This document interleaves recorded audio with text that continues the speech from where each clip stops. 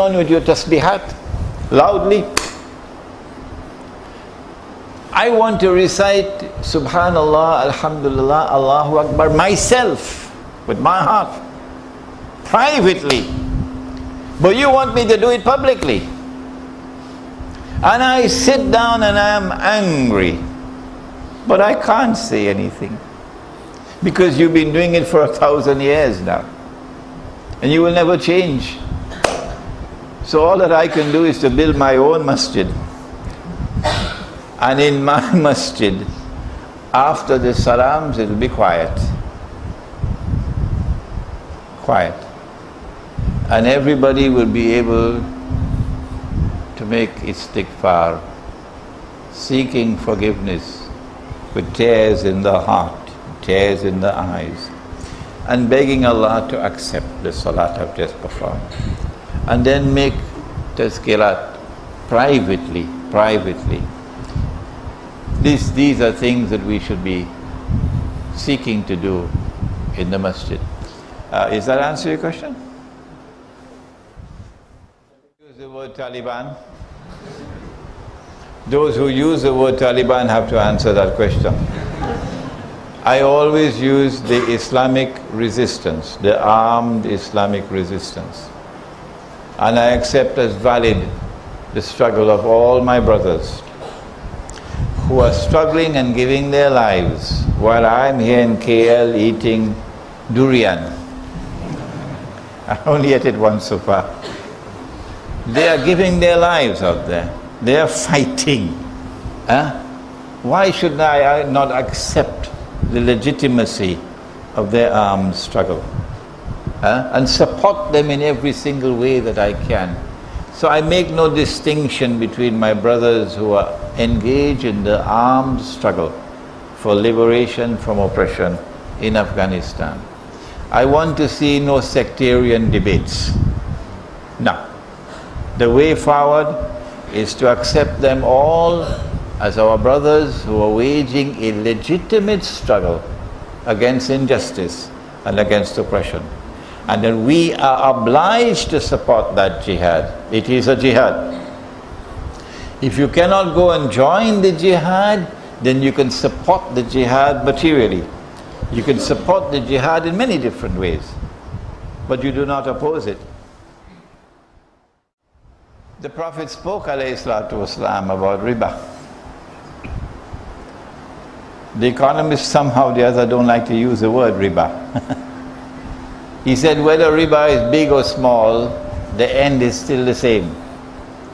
Destitution, poverty and destitution. They call it depression. The masses are reduced to biting poverty. That is already here. So if the rich people on the gravy train have some up and down, the rich people on the gravy train have some ups and downs, it does not affect the basic situation where most of mankind are now living in destitution, in permanent poverty. That is the analysis that we must give to the world. Okay? Yes, the US dollar is going to collapse. In fact, I believe it's going to be demonetized, meaning it's not going to be accepted as legal tender for buying and selling. Because Uncle Sam knows, if you're in ICU long enough, you're going to die. Okay? So the US dollar actually is already dead. But they're keeping it alive with this modern machine. When they demonetize the US dollar, they're going to have something to, they have to have something to replace it. I did not realize this when I said 15 years ago that all the paper money will collapse and will all be replaced with electronic money. I said that 15 years ago. Now I realize that electronic money has already taken over from paper money. The major financial transactions in the world are all electronic now, digital. And the paper money is used only for micro transactions, micro. It will be a little bit cumbersome to have electronic money used for buying tariq, roti chalai, newspaper. So they will need a substitute for the paper currency when they demonetize the US dollar. What is that substitute going to be? I don't know. If you go to Makkah and Medina today, you're going to meet Dajjal. Oh yes. Dajjal is there, big sign, KFC. Dajjal is there, big sign, McDonald's, hamburgers. Dajjal is very firmly there in Makkah and Medina now. Oh yes. What the hadith actually is speaking of is when Dajjal emerges in our world of space and time. And he's not as yet emerged in our world of space and time. When Dajjal is released, he will live on earth for 40 days. This is explained in Jerusalem in the Quran, but even better in chapter 2 of my book entitled Suratul Kahfi and the Modern Age. Chapter 2 is entitled The Quran and Time, and that chapter explains this hadith. That he will live on earth for 40 days, a day like a year, a day like a month, a day like a week, and all his days, meaning all the rest of his days, like your days. My understanding is that a day like a year has already ended. My understanding is that a day like a month is ending now. My understanding is that a day like a week is now commencing. Unfortunately, I'm the only scholar who has this view. So you don't have to accept my view at all. No. You should only accept my view when you are convinced that I'm correct. Otherwise, I'll be very disappointed in you. Yeah. When Dajjal's day like a week has ended, then he will appear in human form as a Jew, born of Jewish parents. And the Prophet described him as a young man who would be powerfully built and who would have curly hair. It is that stage of his life where Israel will not be able to penetrate Makkah and Medina. Dajjal will come on his donkey. The donkey will travel as fast as the clouds. The donkey will have his ears stretched out wide.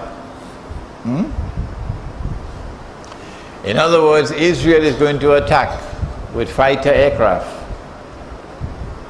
But the angels are going to block. And they will not be able to penetrate Makkah and Medina. The hadith relates to that period of time.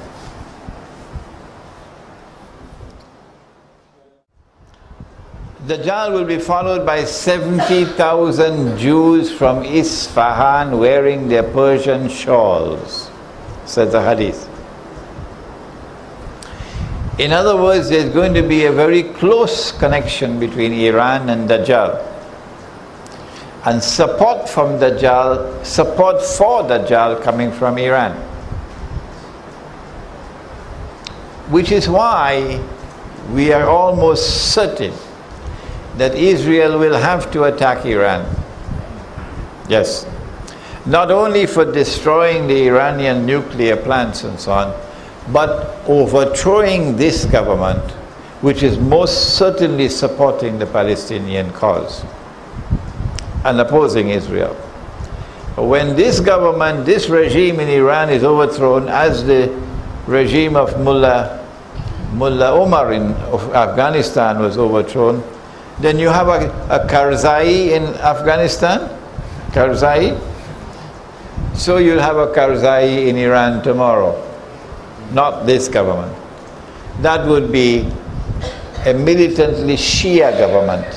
This is not. From the time Iran is attacked and the government is toppled, they probably already have someone groomed to declare himself to be Imam al-Mahdi. I think the Mossad already chose a man already. And he's going to declare himself the Mahdi. There might even be Harun Yahya. There might be.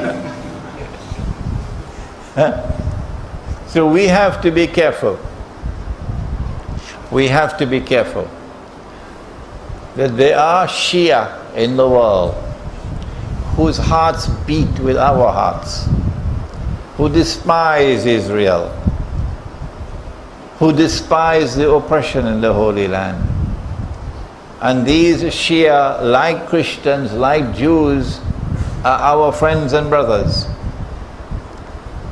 because we fight a common cause against a common enemy. But then there are other Shia who are not like that. And those are the ones that the Anglo-American-Israeli alliance want to put in power in Iran. And we have to be careful when they bring out their false Imam al-Mahdi. Okay, last question. This is probably going to be the last time that I engage in this extended travel. I left my home 2 months ago.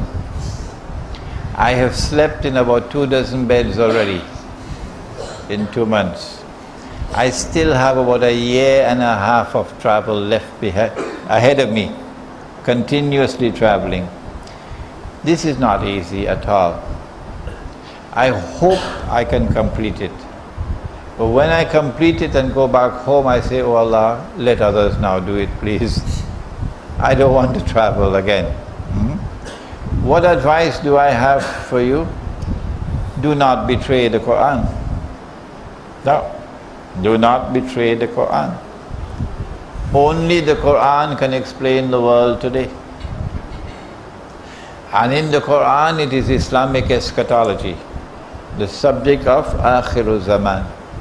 Only the Quran can explain Akhiru Zaman. I have written several books, read them. Jerusalem in the Quran is the textbook on Islamic eschatology. Gog and Magog, an Islamic view of Gog and Magog in the modern world, has just been written. It is here. Suratul Kahf in the modern age. And I'm now writing the book on Dajjal. Read all the gold dinar and silver dirham, Islam and the future of money. It's only 55 pages. Because Dr. Suleiman Mahbub, who is the Director General of the Prime Minister's Department of Economic Planning, he was the chairman when I gave this lecture in Damansara Heights 4 years ago. And when I was finished with the lecture, he asked me to write out this lecture.